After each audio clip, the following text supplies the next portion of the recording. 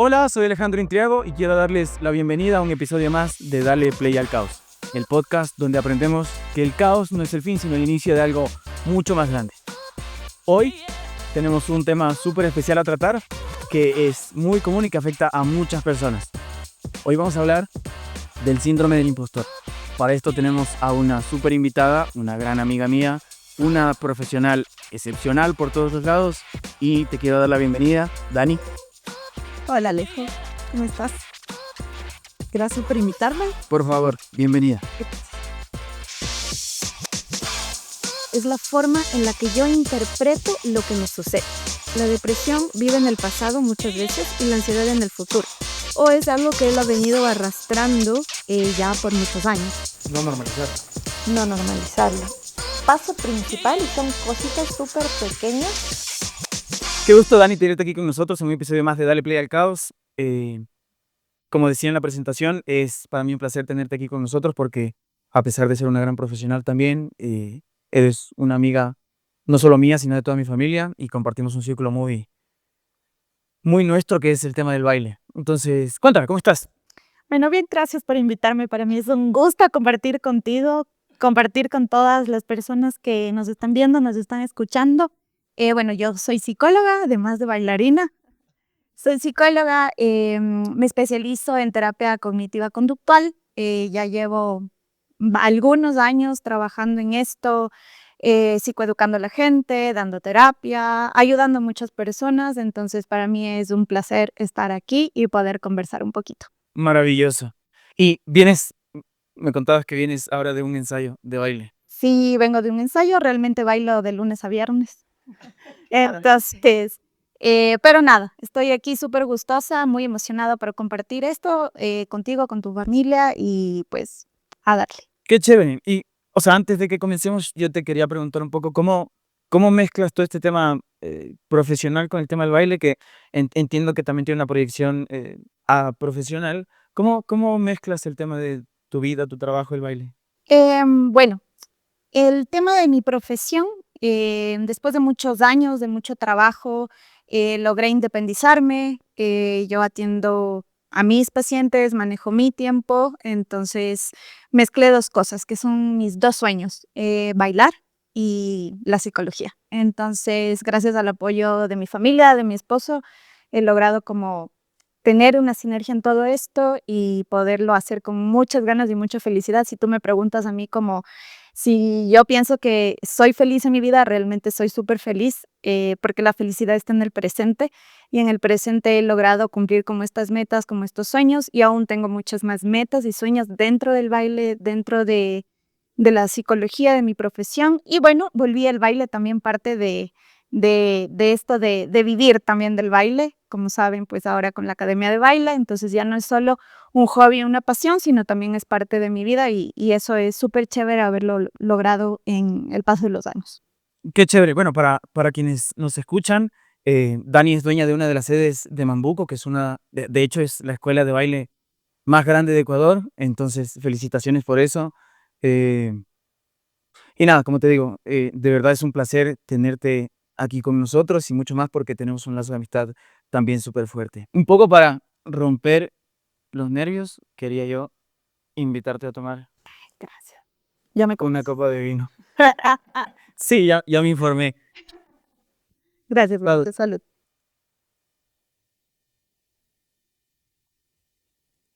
Bueno, entonces, como te había contado, la idea mucho de este podcast es poder brindarle un poquito de la luz que llevamos cada uno a las personas que nos escuchan y que nos ven.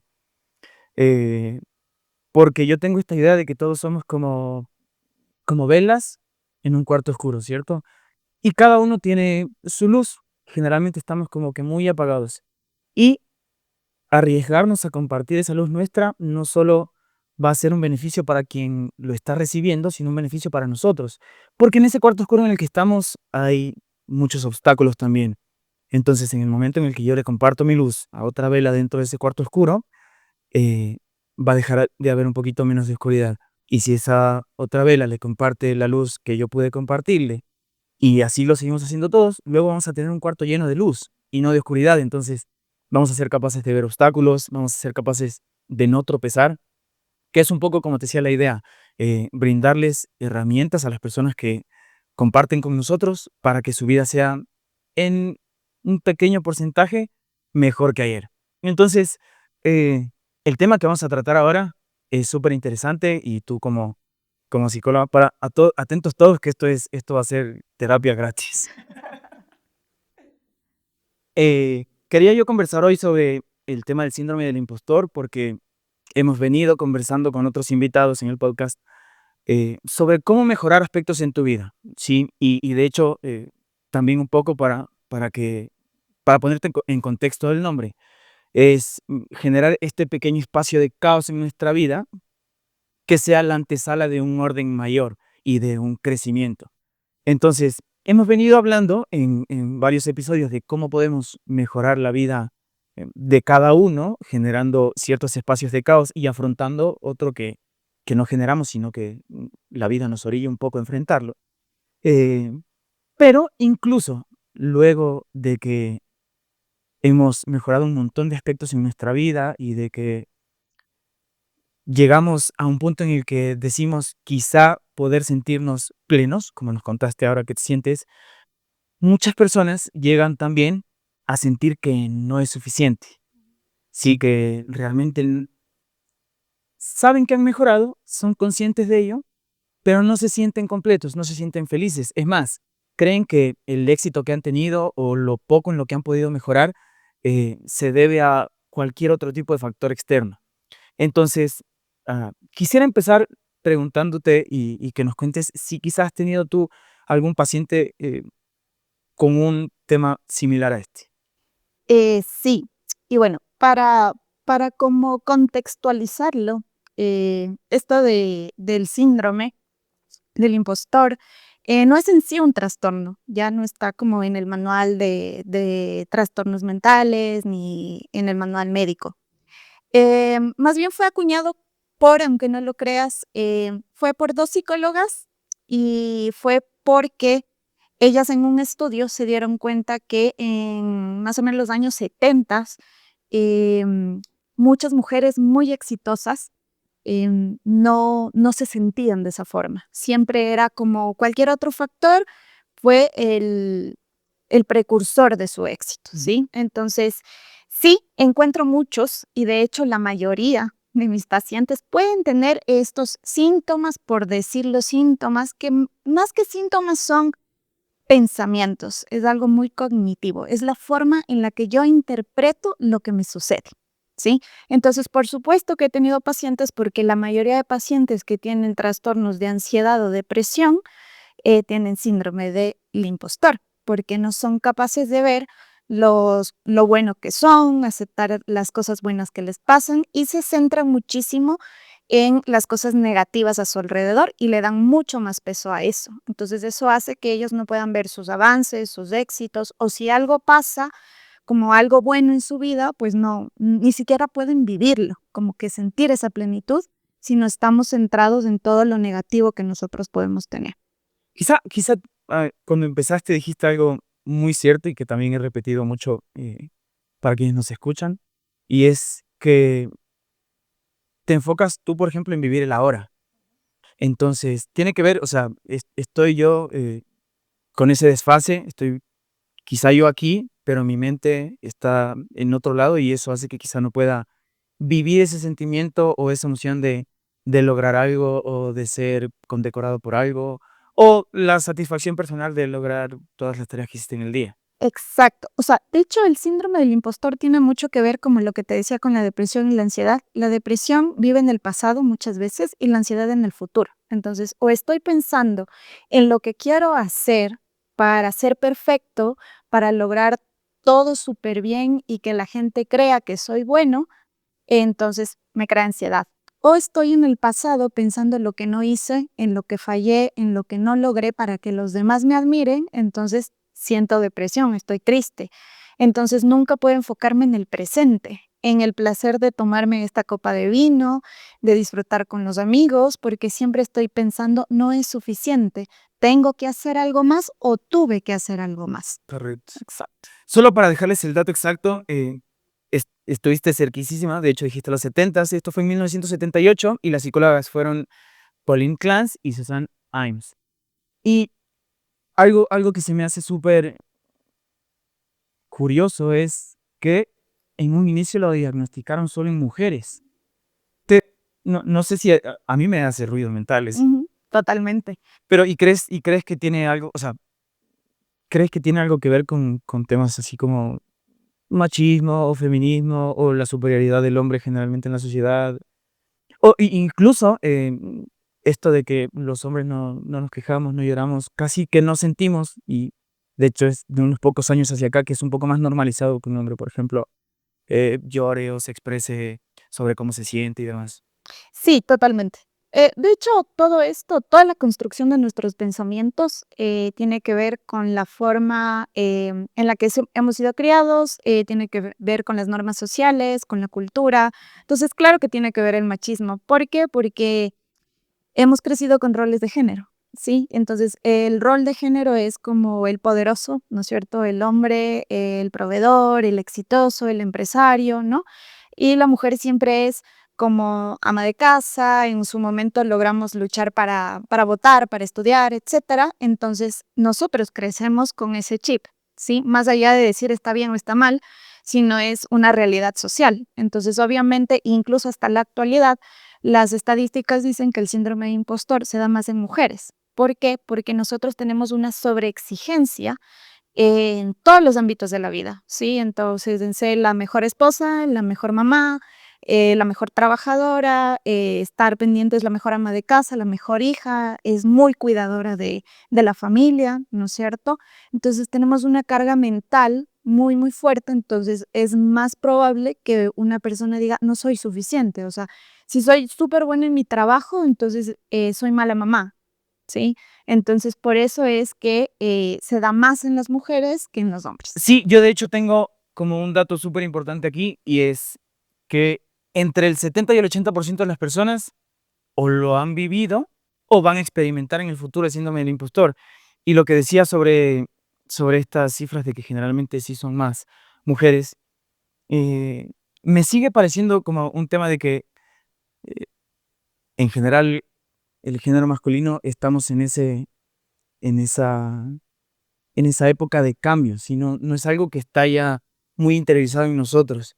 Entonces sigue siendo una estadística falsa como cuando te dicen, no, en Ecuador hay tal porcentaje de personas con SIDA y en realidad el porcentaje es mucho más alto porque lo que pasa es que no se diagnostica, pero está ahí. Entonces, y dijiste otra cosa también súper interesante, que es, de hecho, la primera de las causas que investigando pude encontrar de por qué pueden hacer el síndrome del impostor en una persona y es porque las expectativas familiares son súper altas. O sea, tu familia generalmente está diciendo como, tienes que ser mejor que el otro niño. Estás en la escuela y tus papás te dicen como, ¿y ese niño por qué tiene una nota más alta que la tuya? Y es un tema mucho de construcción social también. Otra es que vivimos en una cultura de éxito y vivimos comparándonos.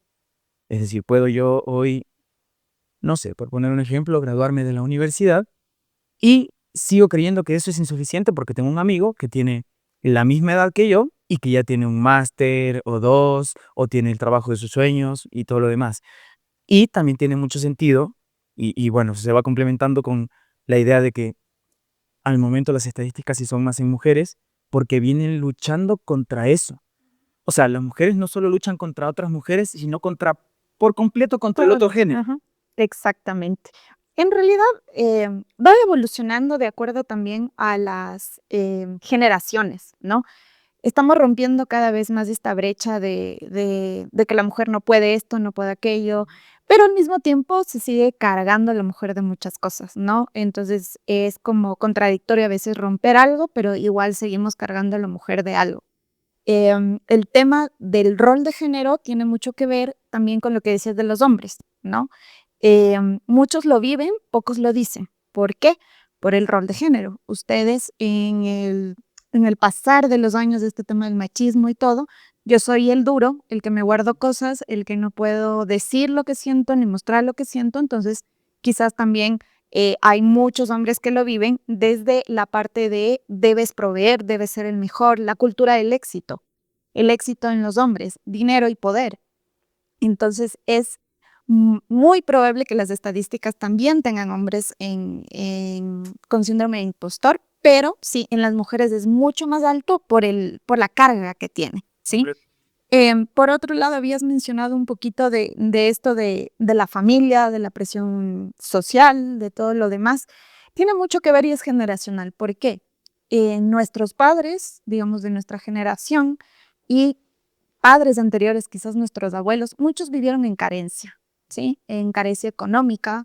No todos tenían acceso a la educación, como quizás nosotros ahora, ¿no es cierto? Ahora no es solo, este es del tercer nivel, ahora todos tienen que tener cuarto nivel, doctorado y todo para medir esto, ¿no? Entonces, nuestros padres vivieron una carencia económica y de estudios. ¿Qué hacen? ¿Qué proyecto yo? Yo soy mamá, tú eres papá. Sabemos que no queremos que nuestros hijos pasen lo que nosotros vivimos. Entonces, ¿qué sucede con esto? Es que yo comienzo a exigir más, ¿no? Primero, trabajo más para tener más dinero y para ser más exitoso. Entonces, transmito eso a mi hijo. Y segundo, tengo que ser el mejor, ¿no? Y sentimos que eso nos da un beneficio, no lo hacen por malos, ¿sí? Sino todo lo contrario, es algo muy inconsciente, esta autoexigencia, ¿no? No quiero que tú pases una carencia, entonces tienes que ser el mejor, tienes que ser exitoso y socialmente la medida del éxito tiene mucho que ver, como te decía, con el dinero y el poder. Entonces, si yo te digo, y es chistoso porque, digamos, yo soy bailarina, artista, ¿no es cierto? Pero si yo digo, no, es que yo soy exitosa porque soy bailarina, eh, pero mucha gente en la sociedad te va a decir como, ¿por qué eres exitosa? Si no tienes mucho dinero, si no tienes muchas cosas, si no tienes mucho poder. Entonces, no, esa persona, esa persona es artista, esa persona es X profesión, no es tan exitoso. Entonces, tú no puedes ser así. Tú tienes que tener poder y éxito. Entonces, el niño crece con eso y va desde las notas, ¿no? Ser abanderado, tener becas, etcétera. Más que nada para demostrar de cierta forma que eres el mejor y que eres mejor que el otro. Y los niños son como una esponja. Es decir, ellos captan y su cerebro capta todo de forma literal. Entonces, si el papá le dice, eres un vago y tienes que tener las mejores notas, el niño va a crecer pensando que es vago y que no Aunque es tenga suficiente, buenas notas. aunque tengas buenas notas. Correcto. Ujú. Sí, y bueno, e- e- en realidad es un tema muy social. eh, no sé, por ejemplo, yo antes de estudiar en la universidad quise ser bailarín y de hecho estuve un montón de años en este camino, llegué a un nivel, digamos, profesional en ese momento, competía, daba clases, mis alumnos eran contentos con las clases que les daba, pero esta es una anécdota muy personal, quizá pocos de los que me conocen la han escuchado, pero cada que yo llegaba a mi casa, mi mamá me decía como, pero ¿por qué no estudias en la universidad? Y yo le decía como, no quiero estudiar en este momento, no, quizá no me siento listo. Y le decía como, no sientas que yo ah, te estoy peleando porque sí, o sea, de verdad en este momento no me siento listo, sí quisiera hacerlo, pero no ahora. Decía, pero sí, pues estás perdiendo el tiempo. Y yo le decía, no estoy perdiendo el tiempo. Pero claro, o sea, quizá yo lo tenía como muy claro y decía, quiero crecer en esto y tal. Pues seguramente alguien que hubiese tenido algo de duda, se hubiese dejado llevar por lo que te dice, por lo que me decía mi mamá. O sea, mi mamá se sentaba conmigo a cenar y lloraba y me decía, pero ¿por qué no estudias? Y yo le decía, mamá, de verdad no quiero. Y ya en un punto tuve que decirle como, si me vuelves a hablar de esto, no voy a volver a cenar contigo, porque, claro, los papás, eh, incluso en muchas ocasiones, ellos no lo lograron, y es lo que tú dices, quieren que sus hijos lleguen un poquito más allá. Yo no tuve estudios, pero quiero que tú estudies. Entonces, eh, es mucho una construcción social, pero eh, lo siguiente a lo que iba era, hay una línea súper delgada entre tener quizá un momento en el que tu energía no está tan alta, tu autoestima no está tan alta, y seguramente esa línea es muy delgada y borrosa y pasas a tener algo como el síndrome del impostor. ¿Cómo tú podrías identificar que alguien está solo pasando por un mal momento y que no se trata como de este caso del síndrome del impostor y que de verdad necesita como terapia por ese lado? Primero porque depende del tiempo en el que esté. ¿A qué me refiero? ¿Cuánto tiempo ha estado pasando por esto? ¿Sí? Entonces, es muy determinante saber si es una semana, si es un mes o si se activó con cierta situación en específico o es algo que él ha venido arrastrando ya por muchos años o se activa siempre en situaciones similares, no sé, cuando termina una relación, cuando se equivoca constantemente.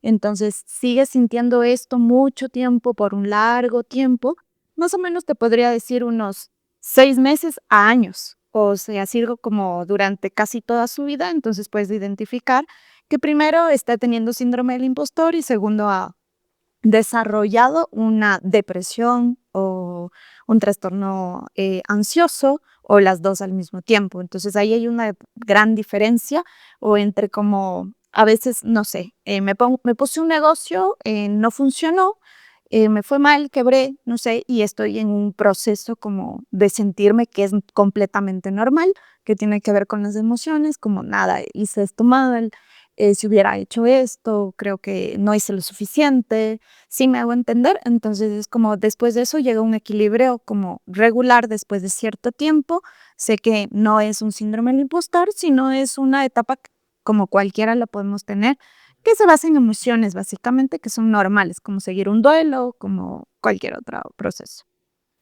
¿Y cómo?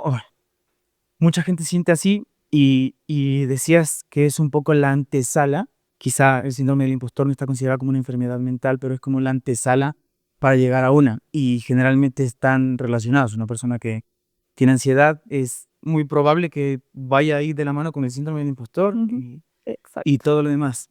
Ahora, ¿cómo, cuál es el primer paso? O sea, yo reconocerlos, digamos, es como en todo. Yo reconozco que estoy padeciendo de algo y estoy sufriendo de algo y quizás es el primer paso para avanzar. Pero luego, ¿qué hago para dejar de sentir que por mucho que consiga no está siendo suficiente? Y es triste decirlo, pero no está siendo suficiente para el resto, ni Mm. siquiera para mí, no está siendo suficiente para el resto. A ver, como lo dije al principio, el síndrome del impostor se basa muchísimo en los pensamientos. Yo había utilizado una palabra al inicio que se llama cognitivo o la parte cognitiva, ¿no es cierto? Nuestro cerebro eh, tiene un proceso cognitivo, que es esto, memoria, pensamientos, ¿no es cierto? Todo pensamiento me genera una emoción. O viceversa, a veces pasa la emoción primero y me genera un pensamiento, pero la mayoría de veces es pensamiento-emoción, ¿ya? Entonces te voy a poner un ejemplo. Tú vas a una fiesta súper bien con tu mejor outfit, lo invertiste un montón, yo igual, ¿no? Entonces en esta fiesta llegamos y hay una persona de esas típicas que te quedan mirando de arriba abajo, ¿no? Así como, punto. Solo fue una mirada. Nariz alzada. Ajá. Y la misma persona me queda mirando a mí. Entonces tú pudiste decir, wow, de ley estoy guapísimo, el outfit está súper bien, valió la pena todo. Tremendo. Y yo digo, no, de ley estoy fea, mi outfit no me queda, estoy gordita, mi maquillaje no quedó. Y digo, no, mejor me voy, ¿no? Y me fui. Misma situación, diferentes pensamientos, por ende, diferentes emociones, diferente conducta. Entonces, por eso se basa en la forma en cómo pensamos.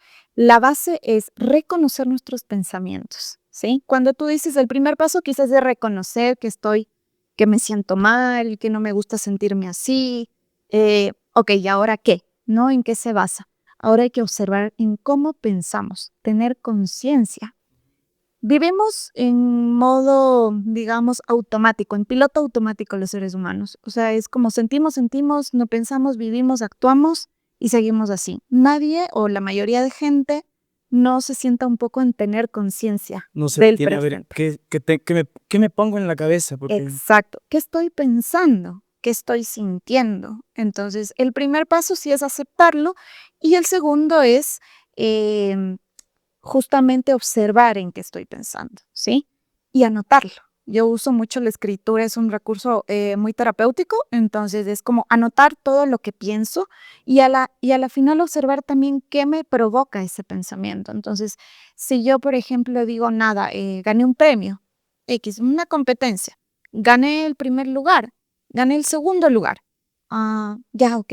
Y de repente me sigo sintiendo mal. Y mi primer pensamiento es, no fue suficiente, no llegaste al primero. O si estás en el primero, es solo uno. Tengo que pensar en el próximo, ya tengo que ir allá, ¿no?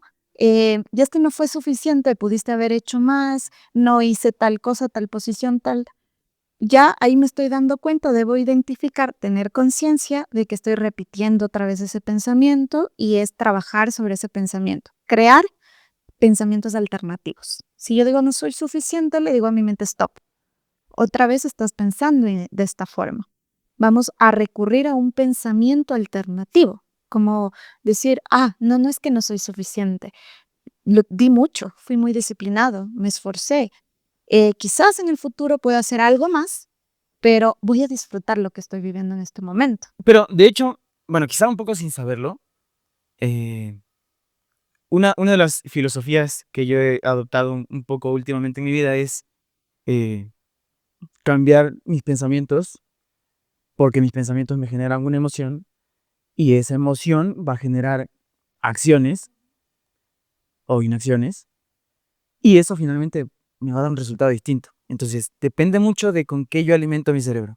Si le estoy dando fruta, pues al final voy a tener fruta, pero si le estoy dando fruta dañada, voy a tener fruta dañada. Entonces, me parece súper interesante cómo, y seguramente no solo en esto, sino a nivel general y funciona para el tratamiento de otros temas mentales, el cambiar la manera en la que piensas y saber identificarlo. Seguramente esta es la parte más difícil. Totalmente. Es la parte más difícil y por eso es como que necesitas ayuda. O sea, como ese pujocito, como esa forma de que alguien venga y te diga, nada, sabes que la persona que te miró de arriba abajo, ¿por qué asumes que esa persona está pensando que estás fea o que tu outfit está terrible?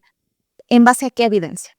Entonces tú dices como, o sea, te cuestionas y dices como, no, ninguna. O incluso, digamos que sí, ¿por qué es tan importante para ti que esa persona? ¿Por qué determina tu conducta de decir, me voy de la fiesta porque esta persona piensa que estás terrible? ¿De dónde viene? ¿Por qué? Entonces de ahí uno se cuestiona y dice, bueno, sí, ¿no? ¿Por qué? ¿Por qué siento esto? ¿Por qué me pasa esto? Y a veces puedo hacerlo o yo decirlo como nosotros somos amigos y siempre me lanzo cosas así. Y, y es como, no me terapees, pero la cuestión es que a veces me gusta hacerlo, no por terapear, sino a veces para que las personas se cuestionen y se pregunten, porque es cuando desactivamos nuestro piloto automático. Y eso es parte del síndrome del impostor, vivir en piloto automático, vivir todo el tiempo sin sentir nada positivo por lo que hago, darme duro. Yo siempre les digo a mis pacientes como, ¿por qué te das tan duro? ¿Por qué estás ahí, dale y dale? Somos súper estrictos con nosotros mismos. Exactamente. Y nos hablamos feo, todo el tiempo nos hablamos feo, como decir, no, es que hoy estoy mal, estoy feo, estoy... Tampoco vamos a pasar al tema del positivismo tóxico, pero sí en un sentido de decir, ¿por qué por qué estás diciendo esto? ¿En qué se basa? Eh, Quizás valora un poco más las cosas que tienes, no observamos eso. Por eso siempre le digo, incluso a mi esposo, dices como, se queja de algo y le digo, pero ¿sabes lo afortunado que eres en tener cosas tan simples como poder almorzar con tu familia, ¿sí? O salir cuando tú quieras al parque con tu hija. Entonces, a veces no nos ponemos a pensar porque siempre estamos diciendo, no quiero ser exitoso, no es suficiente y no puedo ni siquiera vivir esas cosas lindas de mi vida. Y el cuestionarse me parece a mí o sea, lo mejor hoy Deshacerse del caos. hoy siento que totalmente. Y hoy siento que es quizá hay personas que lo identifican mucho más fácil, pero hay personas que no. Y dentro de ese grupo de personas que no, están los niños, por ejemplo, que muchas veces, no sé, por ponerte un ejemplo, están los papás ahí diciéndole, no importa cuál es el resultado, lo importante es que te esfuerces y que lo disfrutes y todo lo demás. Y por ejemplo, sale un niño de un partido de fútbol en el que no ganó y sale diciendo como que no, lo hice terrible. metió 2 goles y sale diciendo, no, lo hice terrible, soy de lo peor. O sea, a ese nivel como tan simple de un niño en el que generalmente no tienes, digamos, esa influencia negativa de un montón de la sociedad todavía, ¿cómo lo manejas como un niño que de verdad, ¿de dónde viene eso? Para el niño seguramente va a ser un poquito más difícil, el tema de cuestionarse y de encontrar esa respuesta por sí solo.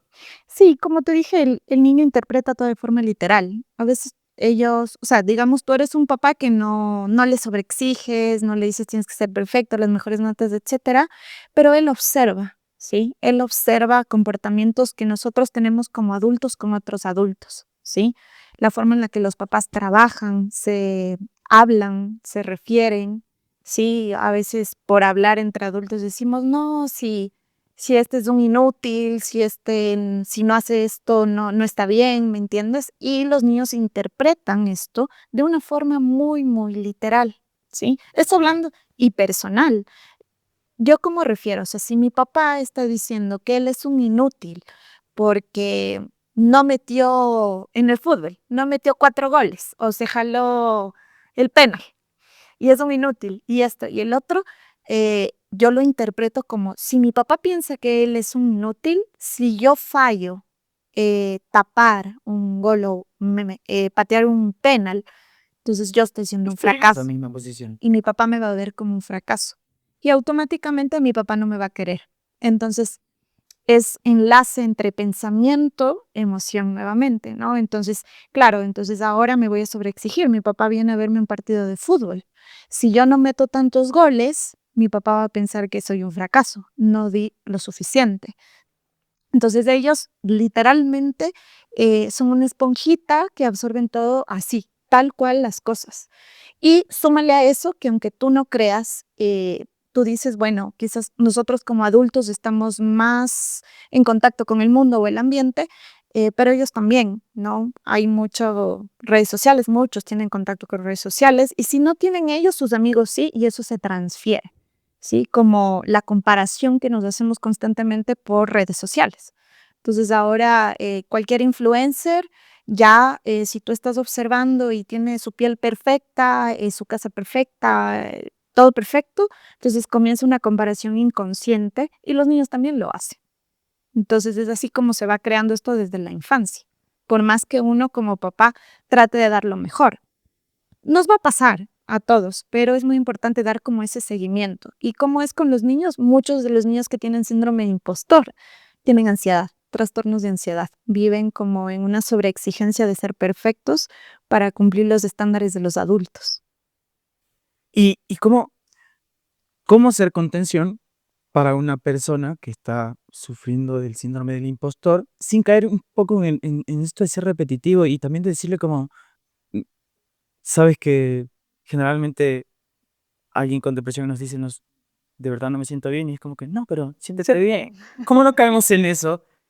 Pero somos contención para una persona que está en esa situación. Yo creo que para cualquier cosa como el síndrome del impostor, la depresión, la ansiedad, creo que es muy importante que la persona sienta un apoyo legítimo. ¿Y cuál es el apoyo legítimo? A veces no llenarle de información. Es decir, a veces puedes decirle una vez, ¿sí? Como esto que te decía, como hacerle un clic, hacerle una pregunta para que como que interiorice o se cuestione.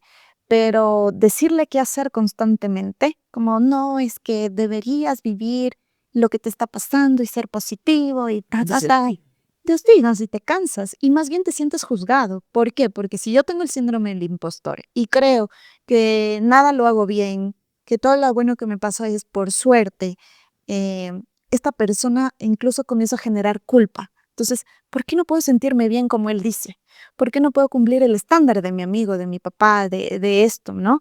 Entonces, la mayor contención que tú puedes hacer es demostrarle a esta persona que estás ahí incondicionalmente.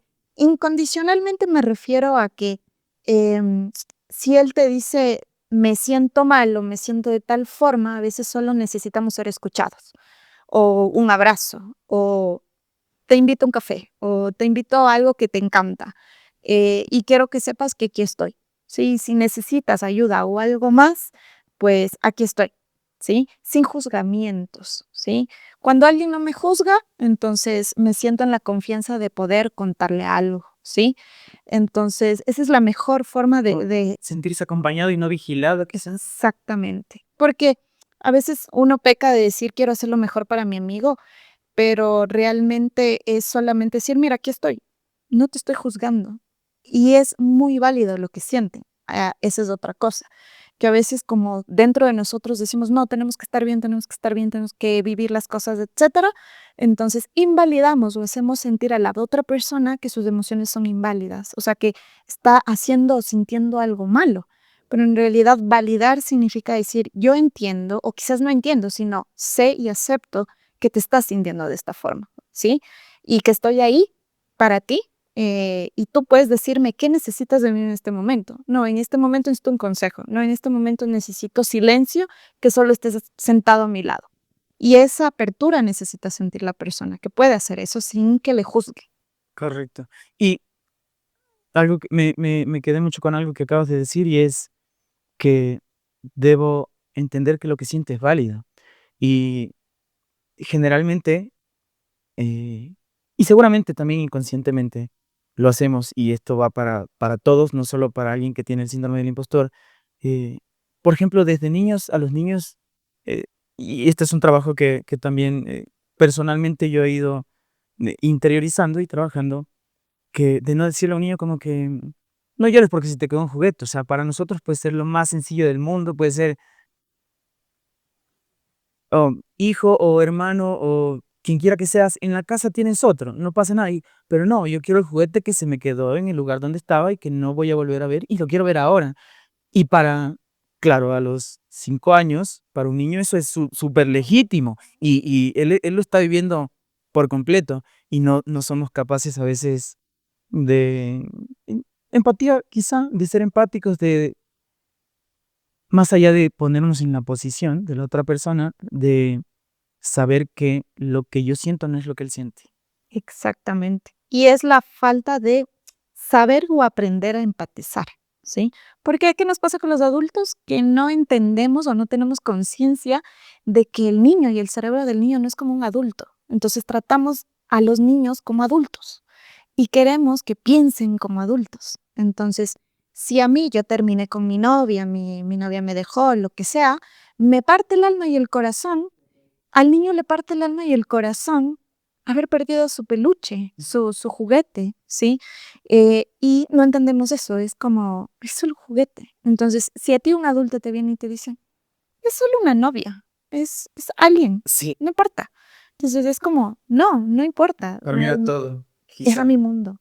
Claro que es súper importante enfatizar que ahora se está dando mucha más importancia a esto de la crianza consciente con los niños y creo que va a ayudar mucho en el futuro, no solo con el síndrome del impostor, sino con todos los trastornos mentales, entender el mundo del niño, el cerebro del niño. Y ahorita hay mucha más información. Claro, nuestros papás no sabían qué decirnos o castigarnos como eres un vago, ahora sí te voy a quitar todas las cosas lindas o que disfrutas para que aprendas. Entonces, ahora ya es como, no, entiendo qué te pasa, estoy buscando esa oportunidad de entender el mundo de los niños, entonces es algo positivo que yo veo como que en la actualidad, pero al mismo tiempo hay otras cosas que en cambio empeoran esto del síndrome del impostor. Y no sé si has visto eh, co- creo que es un comercial, y en el que hay un vaso lleno de agua negra y luego como lo llenan a un vaso siguiente con agua negra, y es lo que pasa como de generación en generación, ¿no? Nuestros padres nos van transmitiendo eh, lo bueno conscientemente y lo malo inconscientemente. Y es el hecho de uno llenarse de información, como acabas de decir, un poco más una crianza consciente con los niños, es llenarse de información e ir poniéndonos nosotros mismos agua clara para dejar de estar tan oscuros y pasarle a la siguiente generación un mundo no tan de mierda, digamos. Ujú, exactamente. Pero eso ya es responsabilidad absoluta de nosotros como adultos, o sea, es romper ciclos. O sea, romper patrones. Y yo, esta parte de observarnos y observar cómo pensamos sobre el mundo, con qué lentes vemos al mundo, es como decir, ok, mis padres me enseñaron a ver esto de esta forma, ¿no es cierto? Entonces, ¿con qué me quedo? No, me quedo con me enseñaron a ser honesto, me enseñaron a ser buena persona, ¿no? Ciertos valores. Ok, yo me quedo con esto, pero también aprendí de ellos esto, ¿no? Como hablar mal de alguien, juzgar constantemente, etcétera. Y digo, no, ahora rompo con esto, entonces ya no voy a hacer lo mismo conscientemente con mi hijo, con mi hija. Y es súper difícil porque, digamos, yo no me considero ser perfecta, tengo más herramientas quizás, pero a mí me sigue pasando muchas cosas que mi mamá me transmitía o me transmitió mucho miedo, ¿no? Por la sobreprotección. Y eso hace que yo siempre me diga que no puedo hacer cosas. Y si yo me digo a mi mente que no puedo, realmente no puedo. Y me ha pasado muchísimo, en el baile me ha pasado constantemente, como que el último tiempo ha sido un tiempo de decir, no, yo voy a romper de esta forma consciente. Lo creas. Exacto, entonces, porque me limitaba y si yo decía, no puedo, no voy a poder. Entonces yo a veces a mi hija le transmitía también eso, ¿no? Entonces me di cuenta en cierto momento y comencé a romper con eso, como decir, tuve muchas cosas lindas de mi mamá y luego me di cuenta que esto no era un aporte y obviamente no voy a responsabilizar a mi mamá porque ella hizo lo mejor que pudo con lo que tuvo en ese momento. Entonces, simplemente tomo eso, yo como adulta me hago responsable de eso porque eso ya es algo mío y salgo de él sobre victimismo, ¿no? De decir, no, pobrecita, yo, es que mi mamá me hizo esto, entonces yo soy la que no puede, la que no. No, basta, ¿no? Entonces, Cargo de tu vida. te haces cargo de las cosas buenas, de las cosas negativas y trabajo sobre ellas y disfruto de las cosas positivas que me pasan. Sí, totalmente. Eh, y bueno, un poco este tema del síndrome del impostor es quizá ponerse ideas que no son en la cabeza, ideas negativas. La, la otra cara de la moneda será como el narcisismo o algo por el estilo. De hecho, el narcisismo, bueno, hay dos tipos, digamos, dos formas de verlo. Hay una cosa que se llama trastorno de personalidad narcisista, que es un tema mucho más clínico, y la personalidad narcisista, sí, porque es diferente, ¿no? La personalidad narcisista básicamente son rasgos de una persona que tiene como, sí, el ego, todos tenemos ego, pero es el ego mucho más marcado, ¿sí? Carece mucho de empatía contra las demás personas, siempre quiere todo para él y es incapaz de reconocer errores muy básicos, ¿no? Y cero responsabilidad afectiva. Y el trastorno ya es algo mucho más de la personalidad y de la esencia, que hasta puede bordear una psicopatía, es decir, como ya hacer daño, mucho daño de forma muy intencional, muy calculadora. Entonces, no es lo contrario porque quizás en conductas, sí, porque tú vas a encontrar a alguien muy narcisista que te diga, bueno, yo soy lo mejor y no me importa lo que tú digas. Justo por eso te decía, porque, digamos, el síndrome del impostor es decir un poco lo que yo hago está mal y lo que hace el resto está bien. Está bien. Y un poco lo del narcisismo es lo que yo hago está bien y lo que hace el resto está mal. Exactamente. Claro, en mi poco conocimiento sobre psicología hice una relación así súper rápida y por eso te preguntaba. Sí, o sea, podrías verlo de esa forma, pero el fondo tiene el fondo es el mismo. La persona narcisista tiene un grave problema con el autoestima, ¿sí? Uno creería que la autoestima no tiene nada que ver con creerse mejor que el otro, ¿sí? Ni menos que el otro. De hecho, la autoestima quiere decir que me amo como soy, con mis cosas buenas y con mis cosas malas, eh, pero no soy menos que nadie, ¿sí? No permito, eso hace que no permita que los demás me humillen, ¿sí? Y por ende, no humillo a los demás porque no me creo más que nadie. En cambio, el narcisista esconde toda esta baja autoestima, este dolor profundo de no aceptación a sí mismo con mostrar a los demás como este poder, como soy el mejor y esconde mucho sus emociones, ¿sí? Por eso los narcisistas sufren mucho de depresión. De hecho, llegan mucho a consulta por trastornos depresivos. Entonces, a veces a ellos no hay cómo tratarles mucho el narcisismo, sino la ayuda que les puedes dar es dentro de la depresión, pero tiene mucho que ver con el autoestima en realidad. solo que desde otro punto de vista, se desarrolla desde el otro lado contrario del digamos, síndrome del la contramoneda. exacto, pero la raíz es la misma. Ah, ok. Súper claro. Y bueno, hemos hablado un poquito de cómo ayudar a una persona, de cómo hacer soporte. Y me gustaría un poco que vayamos al tema de, porque partiendo del hecho de que hay gente que no lo sufre y lo va a sufrir por determinadas circunstancias en su vida, ¿cómo evitar? Porque seguramente hay maneras de evitar llegar a ese punto en el que dices, de verdad, no sé, conseguí el trabajo de mis sueños y creo que no me lo merezco. O sea, seguramente el que se lo merecía se enfermó y no fue a la entrevista. Cosas como esas. Quizá hay algo que pueda hacer, que pueda incorporar yo a esa pequeña rutina diaria en la que, no sé, me doy autocompasión, me doy amor, me reconozco lo que he hecho. Algo en especial, porque claro, esto es, te lo digo así, pero de un momento a otro puede dejar de pasar. Puede dejar de pasar que seas así de consciente contigo mismo y puedes empezar a sentirte mal y no controlarlo. Sí, bueno, cuña publicitaria, ir a terapia. Sí, bueno, efectivamente, y un poco también para remarcar esto de que tenemos como estigmatizado de que alguien que va a terapia es porque Aló, está mal, está loco, la trata locos. sí, la loquera. Pero sí, bueno, esa es parte en terapia, pues puedes adquirir muchas herramientas, ¿sí? Herramientas para poder mitigar esto, si ya lo tienes, o prevenirlo, ¿sí? Bueno, parte de la prevención básicamente tiene mucho que ver con la conciencia. No sé si has escuchado el mindfulness, ¿sí? El mindfulness es mucho tener conciencia sobre mí, sobre mis pensamientos, sobre quién soy. El autoconocimiento es la base, ¿sí? El autoconcepto, ¿sí? Si yo te pregunto a ti, Alejo, ¿qué concepto tú das de quién es Alejo? O sea, ¿cuál es tu autoconcepto? La mayoría de gente me va a responder como, bueno, o soy mi profesión, soy papá, soy rasgos de personalidad, ¿sí?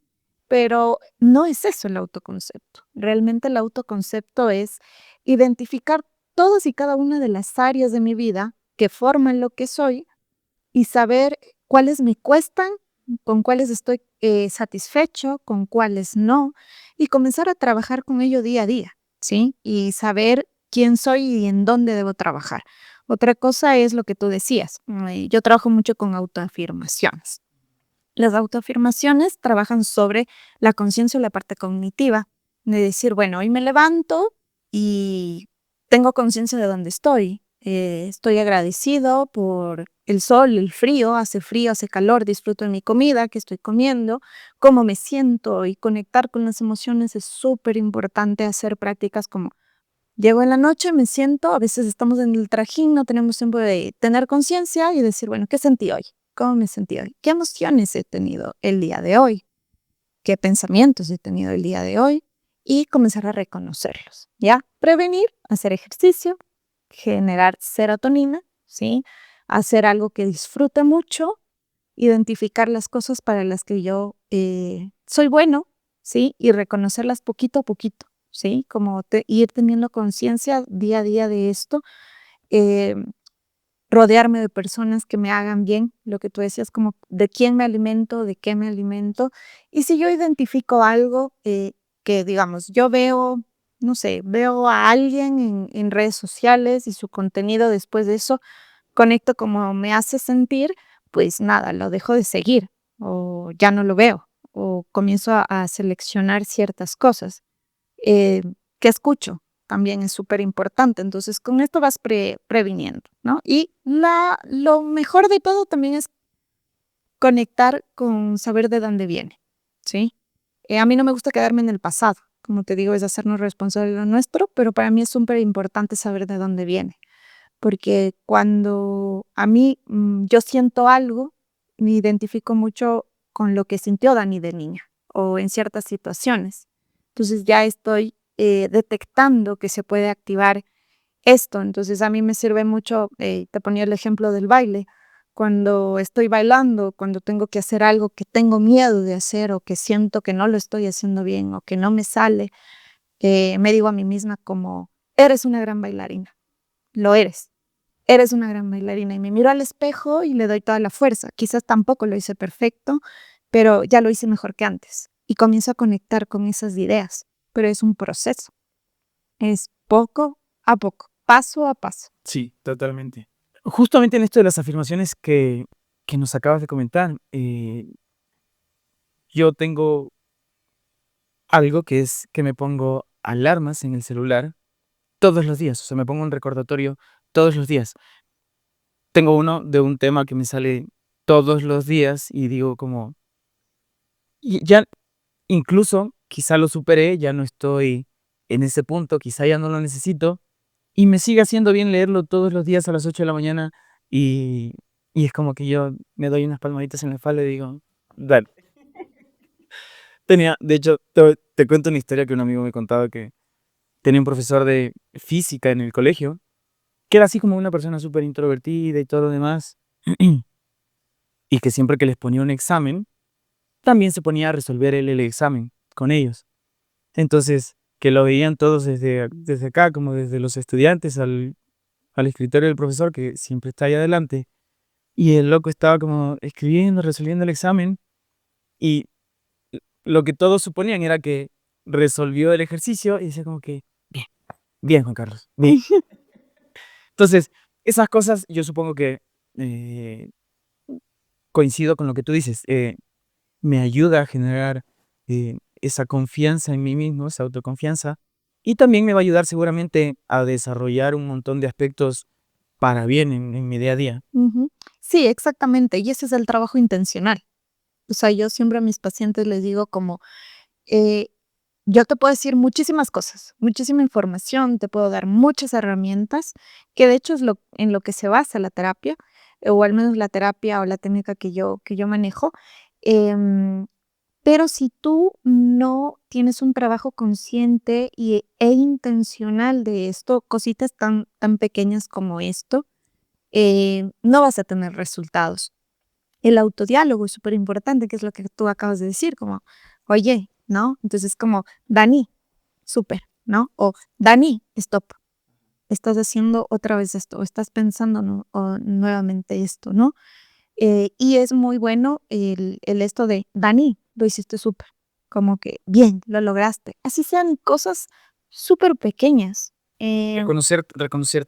Reconocerte y es conectar contigo mismo, ¿no? El síndrome del impostor va a haber más probabilidad que lo desarrolles si estás desconectado de ti. De hecho, estás muy conectado con lo externo, con el mundo de externo, con la gente, con la sociedad, con las reglas sociales. Entonces, estás completamente desconectado con tu mundo interior. Entonces, claro que el trabajo intencional es el paso principal y son cositas súper pequeñas como el autodiálogo de parecer loquitos y decir, sí, dale, súper bien, esto, dale, esto no, esto está bien, esto no, recuerda esto, acuérdate lo que aprendiste. Sí, es el trabajo consciente, apagar el piloto automático. Ser, ser consciente, cuestionarse. Creo que cuestionarse, o sea, en general, todas las ideas es algo también que he incorporado dentro de mi filosofía de vida. Como, tengo que cuestionarme todo porque muchas veces lo hago de manera inconsciente. Entonces, cuestionándome, llego un poquito más a aterrizar, a poner los pies en el suelo y a ver las cosas mm, quizá un poquito más en un espectro más amplio, porque generalmente vamos como caballitos así con las viseras y solo hacia adelante, hacia adelante, hacia adelante. Y sí es importante como detenerse y tratar de ver un poquito qué hay alrededor y ver que quizá hay causas.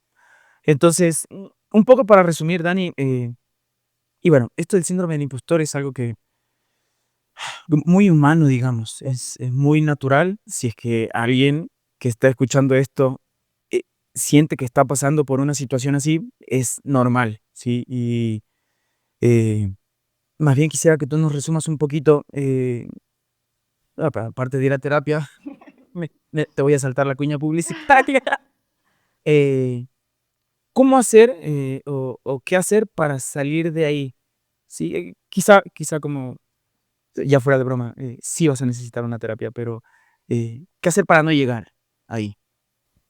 ¿Sabes que es a veces muy difícil decir qué hacer para no llegar ahí? ¿Sabes por qué? Porque realmente has acarreado tantas cosas durante tu vida, como todo lo que hemos hablado hoy, que tiene que ver la niñez, los padres, la sociedad, los roles, etcétera, que no va a ser tu culpa que llegues ahí, ¿sí? No va a ser como tú hiciste algo intencional para llegar ahí. Tampoco vamos a buscar culpables.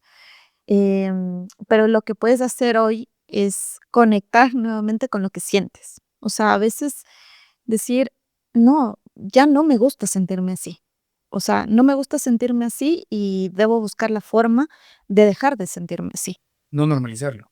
no normalizarlo. A veces es muy difícil, el ser humano es de extremos, o sea, tenemos que darnos súper duro con el mundo, con las situaciones, con algo para llegar a cuestionarnos, ¿sí? Es algo muy humano también. Entonces, creo que lo principal es tratar de observar cómo me siento cuando pueda. También creo que es positivo escuchar a las personas que estamos alrededor, porque una cosa es como yo interpreto. Mi cerebro siempre me da una forma de interpretar y a veces siempre es como negativa y el cerebro lo que hace es verdad, o sea, es una verdad absoluta. Si el cerebro te dice, nada, estás fea, tú vas a creer que estás fea, o sea, realmente va a ser así. O que tú eres un inútil, va a hacer que a sentir que tú eres un inútil, que estás solo, vas a sentir que estás solo.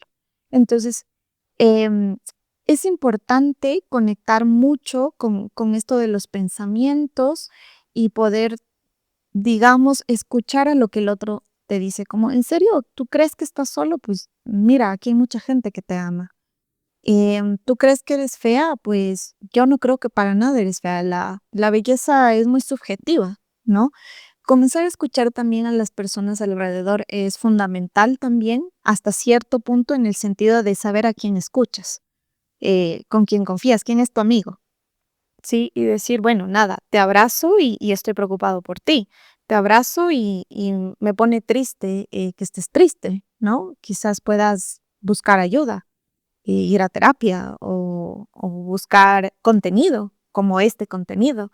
A veces muchos contenidos como esto, podcasts, videos, etcétera, ayudan. Por eso creamos contenido ahora gracias a las redes sociales para que quizás a esa personita que no entiende lo que está sintiendo y lo que está pasando, de repente se encuentra con un contenido que dice, wow, me identifico con lo que está diciendo esta persona, creo que necesito esta ayuda y como no sé cómo hacerlo, pues busco a dónde encontrarla.